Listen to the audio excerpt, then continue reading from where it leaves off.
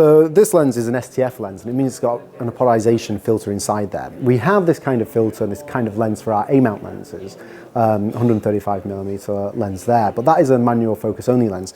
Now we've brought that type of lens here to our G Master range for our full frame E-mount. And what that apodization filter does, it's almost like a graduated ND filter, being very dark at the outside of the element and then letting more and more light in towards the center.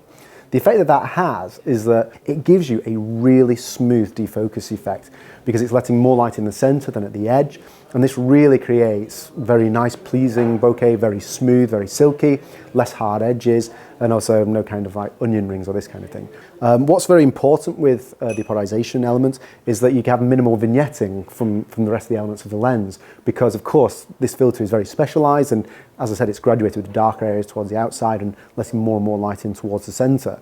So within the design of the lens, we take great care that there's minimal vignetting from the front elements on here, so that that filter gets the right and maximum amount of light into it to really create this smooth defocus. And we think it's going to be really popular for people who want that ultimate kind of beautiful defocus look. If you're a photographer, you're always talking f-stops. If you're a guy who shoots video, you talk a lot more about t-stops. And as you know, t-stops are measuring the transmission, so how much is actually coming out of the lens. Now, an f-stop, the aperture size, is always relevant to the lens. It is a mathematical formula to say the aperture blades are this size, this is what the aperture size is. And as you might know, as somebody who deals with high-end lenses, what comes out of the lens might not be the same as what the aperture is at the front.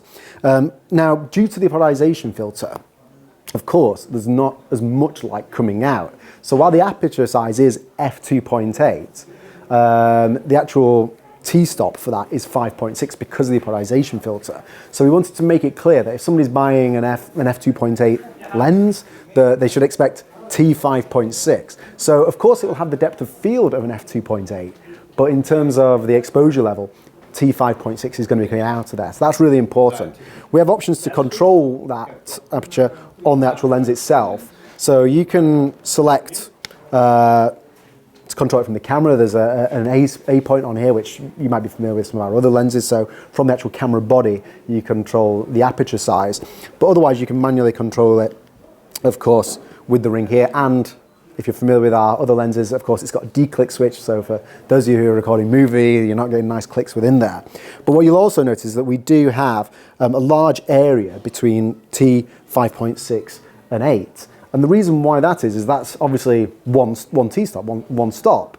However, it's actually more than one f-stop that's changing there. So while the amount of light is changing by one stop, so your ISO or your gain, is going to change one stop, the depth of field difference between those is actually great, is more than one stop. So we give you, like say, a very easy way to accurately control your depth of field. So between T5.6 and 8 here, you actually have quite a long throw between the two. So as you're changing this, you can be very subtle and see the difference. Because if we had all of a sudden T5.6 to T8, the depth of field is drastically changed on that due to the aperture size changing more than what we just said. So this means it gives you really good, accurate control over that depth of field as well between those T-stops.